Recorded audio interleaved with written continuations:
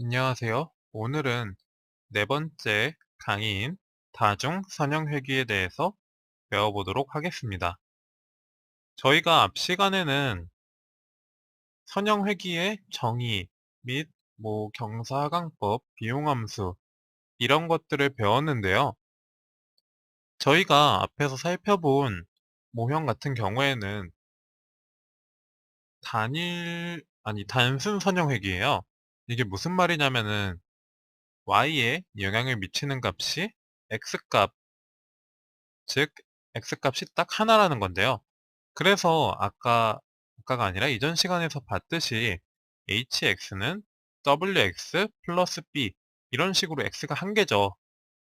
그런데 이제 우리가 살펴볼 경우는 이제 다중선형회귀, 즉 x값이 한 개가 아니라 여러 개의 경우를 살펴보도록 하겠습니다.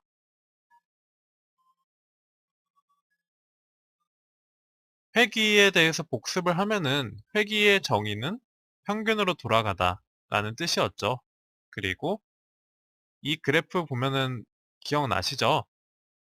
여기 별로 표현된 데이터들이 있으면은 이 데이터들을 가장 잘 표현하기 위한 선을 찾는 것이 저희의 목적이었죠. 그리고 이 선과 이 데이터 간의 이러한 차이를 잔차라고 하고요.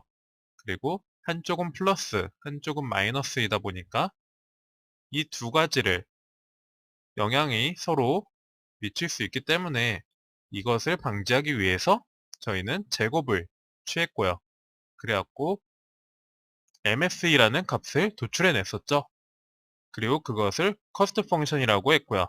커스트 펑션은 우리가 가설을 세우고 나서 그 가설이 얼마나 잘 맞는지를 검증하기 위해서 사용되는 것이라고 했고요. 이제 그 MSE를 바탕으로 나온 게 경사하강법이었죠. 경사하강법은 여기서 시작하여서 계속 한 차례 한 차례씩 내려가다가 이 코스트 펑션이 최소가 되는 W 값을 찾는 게 경사하강법의 목적이었습니다. 그리고 러닝 레이트 주의해야 된다고 했죠. 러닝 레이트가 너무 크면은 요렇게 가는 경우가 있고 러닝 레이트가 너무 작을 경우에는 이제 여기까지 도달하기에 너무 시간이 오래 걸리겠죠. 그러한 장단이 있었고 그리고 그래프에서 로컬 미니멈과 글로벌 미니멈 이거 두 개 구별해 두는 게 되게 중요한 개념이었습니다. 그러면은 이제 다중선형회귀에 대해서 알아볼 건데요. 아까 전에도 말했듯이 저희가 이전 강의에서 알아본 거는 단순선형회귀죠. 즉 hx는 wxb이고요.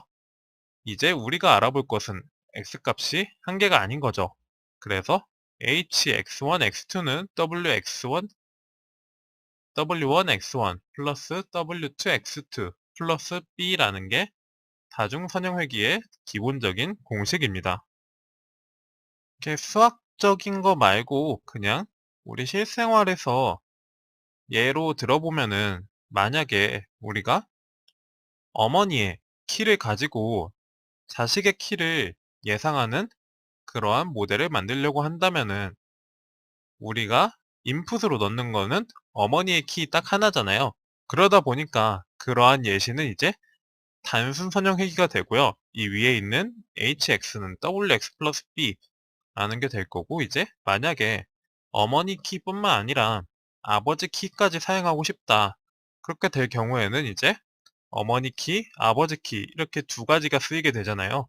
그래갖고 hx1, x2는 w1, x1 플러스 w2, x2 플러스 b 이러한 식을 적용시켜야 됩니다. 그리고 사실 저희가 데이터 분석 같은 거를 하게 되면은 당연히 변수가 많겠죠. 그렇게 많은 변수들을 가지고 저희가 예측을 한다던가 아니면은 유의미한 값을 알아내야 되는데 그러다 보니까 이 다중 선형 회귀가 아무래도 더 자주 쓰이게 되겠죠. 그리고 아까가 아니라 이전 시간에서 단순 선형 회귀 모델에서 저희가 커스트 펑션을 찾기 위해 그러니까 최소의 커스트 펑션을 찾기 위해 경사광법을 사용하였잖아요. 이 다중 선형 회귀 모델에서도 똑같이 적용을 시킬 수 있습니다. 그리고 저희가 만약에 데이터 분석을 하게 될 경우에 아까 말씀드렸듯이 변수, 즉 x값들이 되게 많다고 하였잖아요. 그런데 우리가 데이터 분석을 할 때 그 모든 변수를 다 투입해갖고 모델을 돌리지는 않아요. 그래갖고 그 데이터들을 골라내는 것도 되게 그 데이터 처리하는 데 있어서 큰 작업 중 하나인데요. 우리가 그 맨 첫 시간에 그 비지도 학습 모델에서 시각화라는 게 있었잖아요.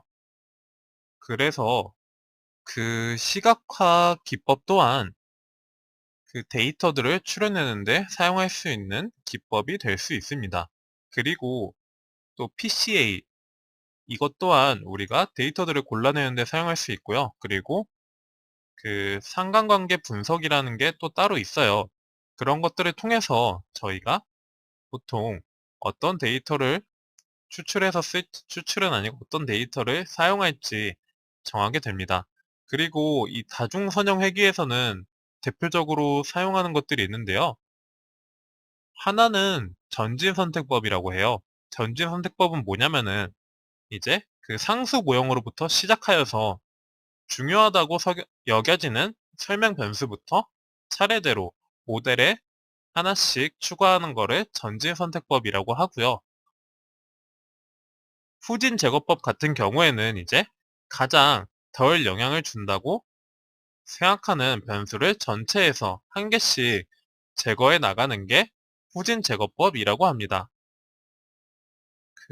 저도 지난 한 2달 전에 머신러닝 관련 데이터 공모전에 나갔었는데요.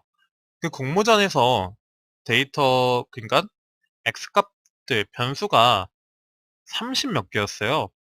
근데 저희 팀에서 결국 최종적으로 사용한 데이터 변수는 10개 내외였거든요. 이렇게 그 변수들이 많을 때 추려내는 방법이 되게 중요합니다. 그래서 오늘은 이제 아까 선형회귀 앞 시간에 배웠던 거 복습을 좀 했고요. 이제 그 다중 선형회귀가 일반 지난번에 배운 선형회귀와 어떻게 다른지 알아보는 시간을 가졌고요.